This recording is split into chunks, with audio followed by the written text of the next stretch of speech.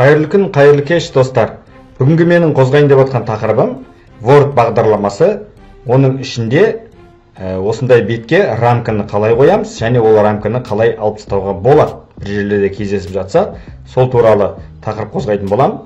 Менің сабағымды алғаш көріп отқан көрермендерім болса, астында тұрған подписаться батырмасын басып, каналымызға тіркеліп кетуді ұмытпаңыз. Ендеше кеттік. Ең бірінші Wordқа кірген кезде сізге бір рамка қою керек болатын болады.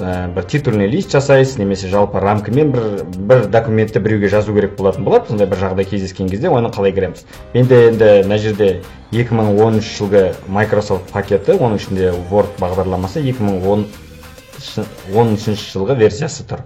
Разметка страницаның ішіне кіреміз, осындай.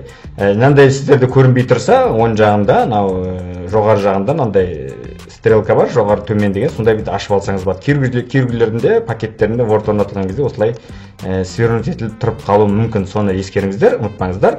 Осындай панель управлениенің барлық менюларға шығарып аламыз.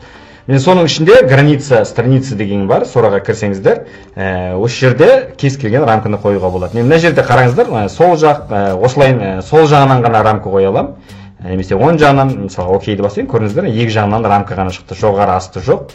Сол себептен осылай кейбір жағдайларда керек болатын болса қойсаңыздар болады. Негізі төрт жағынан қойылады көп жағдайда. Осылайынан қойып алдық. Енді бұл жерде сізге мына жерден ширинасы бойынша қарасаңыздар болады, қанша 4 пот, 6 пот деген сияқты. Мысалы, осылай қойсаңыздар, міне қап-қара болып, осындай қалың пұттары бойынша қалыңдата беруге болады. Мына жерде түстерін беруге болады, например, қызыл түс беретін болса, осындай қызыл болады.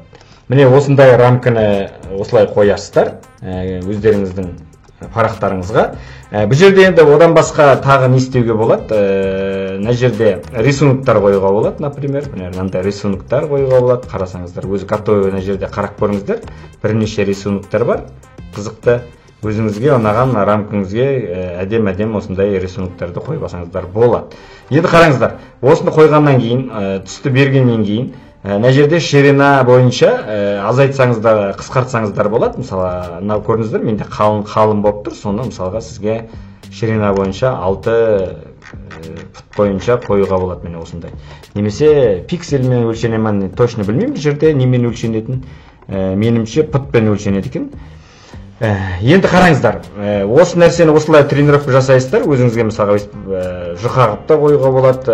Енді мынандай нәрсе бар, параметрдің ішіне кірсеңіздер, мынау мысалға сіздің шетіңіздегі арасы 24 пұт бойынша неғып тұр. Осы жерде сіз жақындатсаңыз болады, например, қараңызға 10 барлық жерін 10 қоятын болсам, менде мынау страницамның көрдіңіздер, ара қашықтыққа 24 пұт, по умолчанию мен окей дейтін болсам, маған көрдіңіздер, мына жерден біраз кеңейтіп берді. Енді сізге үлкендеу поле керек болатын болса, ашықтау, міне осылай не қылсаңыздар болады. Ctrl-Z бассаңыздар орнына келеді.